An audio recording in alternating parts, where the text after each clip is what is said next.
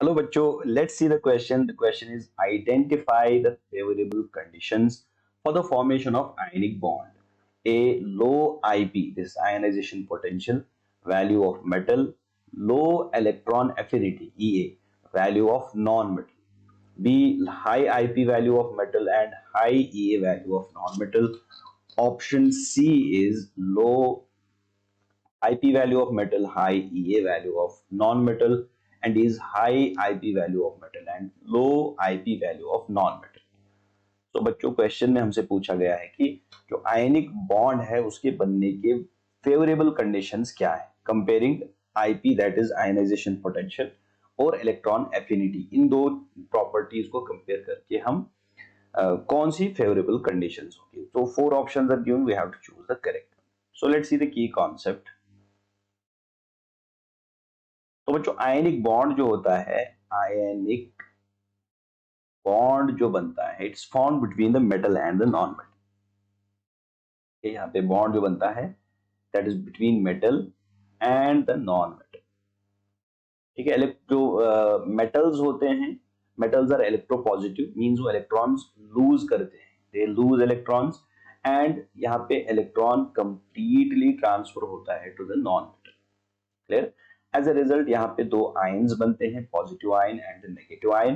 ठीक है. यहाँ से पॉजिटिव आयन बना, यहाँ से नेगेटिव आयन बना, और इनके बीच में एक इलेक्ट्रोस्टैटिक फोर्स ऑफ अट्रैक्शन रहता है, strong electrostatic force of attraction which gives rise to the ionic bond. और इस तरह के कंपाउंड्स को हम आयनिक कंपाउंड्स कहते हैं.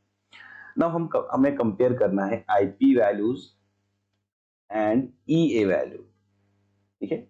तो I means ionisation potential. Ionisation potential means वो एनर्जी जो हमें एक मेटल को या किसी भी एलिमेंट को आयनाइज करने के लिए चाहिए.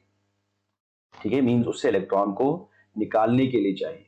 तो जितनी आयनाइजेशन एनर्जी कम होगी उतना इजीली यहां से इलेक्ट्रॉन बाहर आएगा.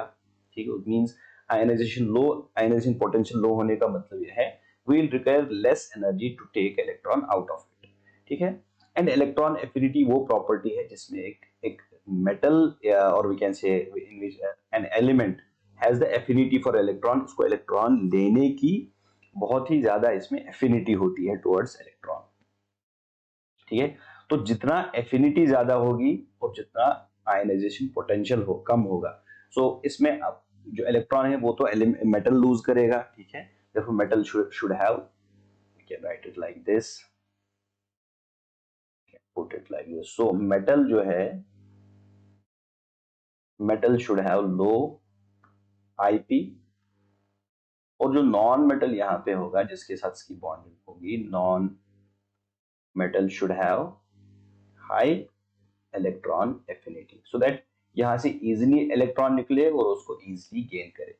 सो now finding the options. Low IP value of metal, yes, and low EA value of non metal. No, ये ऑप्शन हमारे लिए सुटेबल नहीं होगा. Low IP value of metal, yes, and high EA value of non-metal. So again, option B is not suitable. Now going to option C. Option C में we have low IP value. Yes, we need this thing. हमें हमारे पास low IP value होना चाहिए of metal and high electron affinity. Yes, we need high electron affinity of the non-metal. So यहाँ पे जो question में option C दिया गया है, option C will be the correct option of the question. This is the correct answer. Okay. Option D भी यहाँ पे suit नहीं करता because it's high IP value of metal and low IP value of IP value of non-metal. So this is again incorrect. So option C will be the correct option to the question. Hope you understood it well. Best of luck.